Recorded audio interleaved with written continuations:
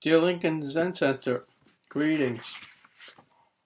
I'm going to give a talk on avidya or ignorance, which is a talk that I had prepared for this weekend, which unfortunately and disappointingly I'm not able to be there, as you know. The Dalai Lama has said suffering has ignorance or obscuration as its root cause. Ignorance or avidya in Sanskrit is so central and fundamental to Buddhist understanding that I thought it would be a good idea to talk about it. The centrality of ignorance finds expression visually, as you know, at the hub of the wheel of life in the image of the pig, one of the three poisons, or three poisonous minds. Hate and aggression or fear, or in more general terms, attachment and aversion, the snake and the bird, respectively, constitute the other two poisons. If you look closely at the image of the wheel, you'll notice that the snake and the bird emerge from the mouth of the pig. Again, the pig represents ignorance, so ignorance is the root cause for attachment and aversion. Ignorance is also depicted as the blind grandmother at the rim of the wheel, as the first link of the 12 nidanas, or links of dependent origination. She is depicted as a grandmother because she's the source of all future karmic conditions. She's blind, on the one hand, because she does not know the cause of ignorance, which is rooted in a fundamental anxiety that we do not exist inherently, separately, and independent of causes and conditions. On the other hand, she's blind to the future results of the seeds of karma she plants and what causes and conditions they will manifest in the future. She has a walking stick to support her because she lives on a shaky ground of false assumptions engendered by ignorance, and that in turn engenders suffering. In short, she does not see through the illusion of self. Ignorance is what makes our lives of samsara, of suffering. Why? Because the three poisons, ignorance, and the resulting actions of attachment and aversion are the causes of suffering. The form of zazen that I teach, shikantaza, or just sitting or only sitting, is freedom from ignorance and is in itself nirvana, or the cessation of suffering, as we practice. During zazen, we're free from the forces of attachment and aversion. They're still active, and we become aware of them, but we maintain the determination to refrain from taking action and creating more karma and more suffering. We simply don't take action. We sit. That's all. We vow to raise bodhicitta.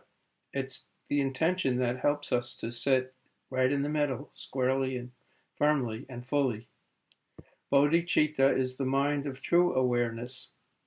That is, it's the awareness of simply watching the rise and fall of all experiences, seeing, hearing, smelling, tasting, sensations, and thinking, without attachment, without aversion, and without judgment. We simply watch attachment and aversion, often described as hatred and greed, as I mentioned before, and we witness their constant rise and fall. We let go and just sit. Okamura Roshi notes that we must return to this basic stance of just sitting, quoting him billions of times. This is what Uchiyama Roshi means by opening the hand of thought. From the Buddhist perspective, ignorance refers to an active not knowing of the truth of three marks of existence: emptiness, impermanence, and no abiding self. Self is based on conditions and circumstances. Ignorance functions as a driving force that results in suffering because the relative world of samsara, our everyday world, remains in the forefront of consciousness, and suffering ensues or continues as we constantly struggle to avoid what we dislike and to hold on to what we do like. Even when we have what we like, we suffer over the fear of losing whatever it might be. How does that happen?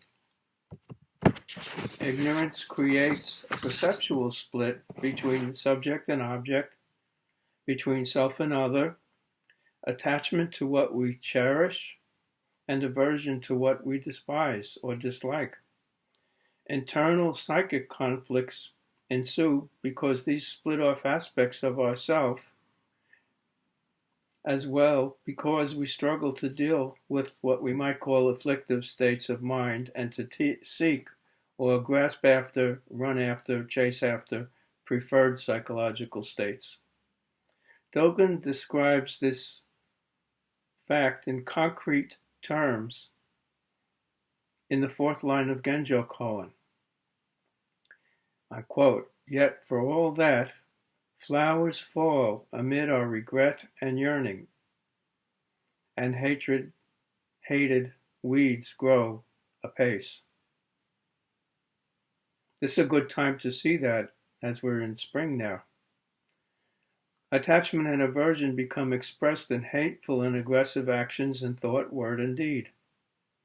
Subject-object splits operate in thought, word, and deed. Practice engenders a realization or perceptual shift that cuts through the transparency of both the solidification or reification and the splits, and brings the fluidity and boundlessness of unitive experiencing into the foreground. In this way, practice itself is nirvana, or as Dogen describes, the experience of zazen in Fukan Zazenji, not as, quote, meditation, rather simply as, quote, the Dharma gate of ease and joy. I'm sure you've all felt those moments in your sitting practice when you're able to step back from grasping and from pushing away and just letting yourself be. From Dogen's radical non-dualistic and non-substantive perspective, which emphasizes more relations and activities rather than states of mind, the realizational awareness of the relationship between nirvana, absolute unity, and samsara, relative duality and separateness, depend on perceptual shifts. That is, both are always present, intertwined, but distinct, and mutually interacting. One or the other occupies the perceptual foreground, while the other remains in the background, and therefore operates out of awareness. In Shikantaza practice, the three poisons are still working, but with the intention to maintain bodhicitta and to practice with no gaining mind. We determine not to take any action. That is, our relationship to the three poisons becomes altered. We could say that we actively do not take action. When one side is illuminated, the other side is darkened. One of Dogen's quotes might serve as an expression of these ongoing perceptual shifts. Dogen's Chinese teacher Nyojo Tendo describes the significance of ignorance in terms of the 5 coverings. The 5 coverings include hate, aggression, distraction, laziness, and doubt. Note that the first 2 coverings, hate and aggression, or in generic form, attachment and aversion, are the same as the 2 poisons at the hub of the wheel.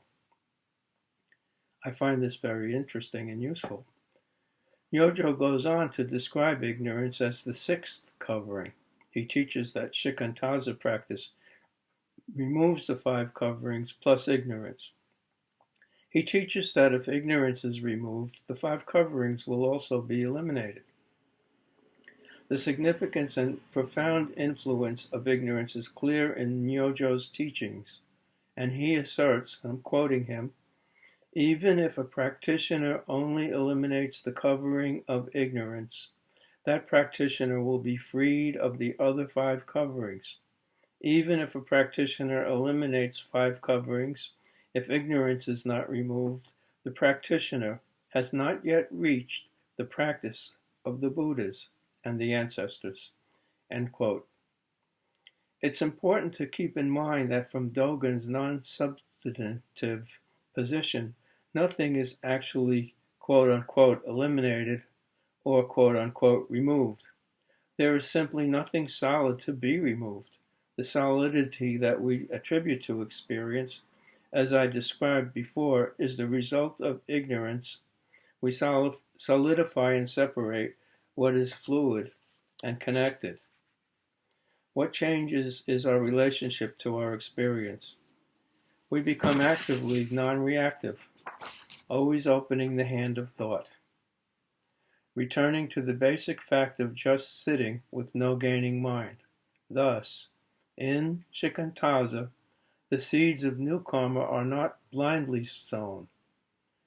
I'm reminded here of a conversation between Bodhidharma and his first ancestor, his successor, Eka, from case 41 of the Gateless Gate. Bodhidharma puts the mind at rest. Quoting, Bodhidharma sat facing the wall. The second patriarch, Eka, standing in the snow, cut off his arm and said, Your disciple's mind is not yet at peace. I beg you, Master, give it rest. Bodhidharma said, Bring your mind to me and I will put it at rest. I will put it to rest. The patriarch said, I have searched for my mind but have never been able to find it, Eka replied. Bodhidharma said, I have finished putting it to rest for you. Thank you.